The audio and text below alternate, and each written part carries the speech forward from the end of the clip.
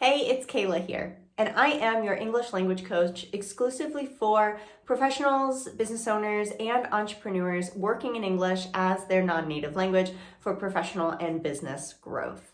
In today's training, we're going to be talking about a really important element of both growing as a professional and as a personal goal of yours as a communicator in English, and that is the art of public speaking. Now, for me, actually, in both my native language of English and my non-native language of Spanish, one of the most difficult or challenging elements for me in public speaking wasn't actually speaking in front of large crowds, but rather in small, intimate settings where I had to speak with 1, 2, 3, or 4 people and share my opinions.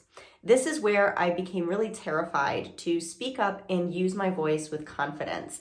And looking back, the only communication experiences that I have ever regretted in my entire life are the moments where I didn't speak up and share my opinion, when in retrospect, I realized that my opinion was really important to share in that moment, and I allowed myself to be silenced.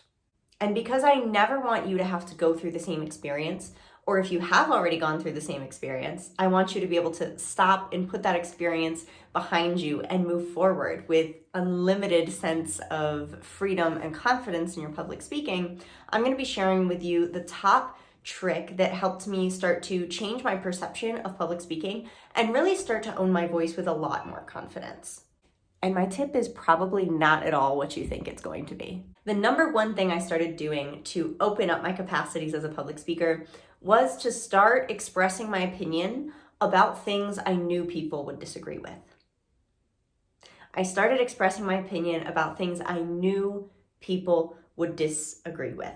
And I repeat that idea because I think it is so important, because these are the moments when we feel like someone might challenge our expertise. They might question our ability to, give important or productive information or input on a certain topic in a professional atmosphere. We start to really overthink everything we're going to say when we think someone else, especially someone else of a different authority or social status, when they might not agree with what we're going to say.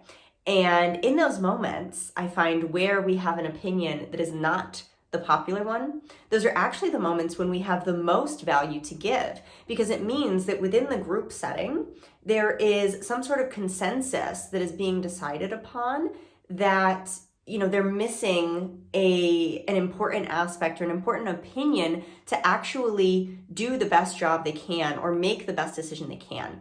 They have a blind spot somewhere. And even if other people realize that this blind spot is a thing within the group, if they're not courageous enough to say it, then someone has to, right? Otherwise, the company, the business, the team, the professional setting, the social atmosphere is going to deteriorate over time as a consequence of not actually speaking up when we see a blind spot and realizing that there is an area for improvement.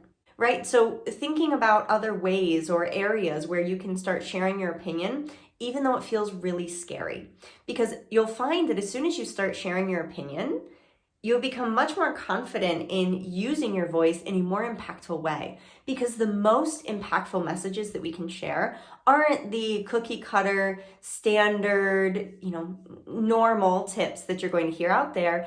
It's going to be something that's more outside of the box. It's going to be something where you're using a different strategy. It's going to be something that maybe is a little bit more controversial. And maybe because it's more controversial, it gets people more excited, or it's a strategy or method that just works better because it's different from what everyone else is doing. So speak up when you have an opinion that is not the popular one. And to do this, I want you to think for yourself of just one instance where you have done this in the past week or the past month in your English, a moment where you really wanted to speak up in that work meeting. You really wanted to put in, some input on that mastermind call.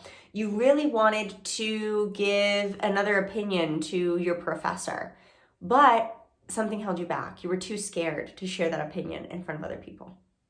What would happen next time if you just did it? And I promise that once you start feeling comfortable and open with sharing your ideas, people are going to see you as someone who is eager and willing and ready to help them see and find those blind spots that they're not considering. And they're going to really appreciate the fact that the communication within the group or within the social atmosphere becomes a lot more dynamic because you were brave enough to put in your input. And I promise you that doing the simplest thing is what is going to give you the biggest results in the long run. And while this is simple, I know that doesn't mean it feels easy.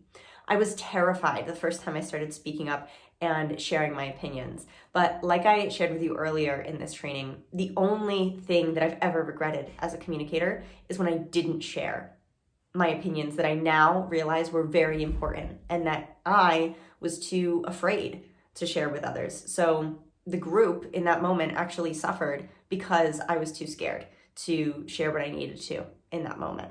So feel free to share with me what those moments look like for you, what you have experienced, and how you're going to treat that moment differently from now on. Just by writing it down and sharing it publicly with other people, this is going to be a reminder of you, or a reminder for you the next time that you are in that social atmosphere. You're going to remember, you're going to start to hold yourself more accountable for it if you publicly write it somewhere that this is what you've done in the past and this is what you're going to do the next time. So I encourage you to write it below, share it with me so that I can also help hold you accountable, and let me know anything else that really helped you in this training. If you'd like to know more ways that you can work with me on figuring out how to be a more brave, confident, and open and magnetic communicator for yourself as a non-native English speaker in a professional atmosphere, go ahead and check out the description because you'll find other ways that are possibilities for working with me on this specific topic. All right, go out there, be brave, share your voice, own it, have fun, and go be influential. I believe in you.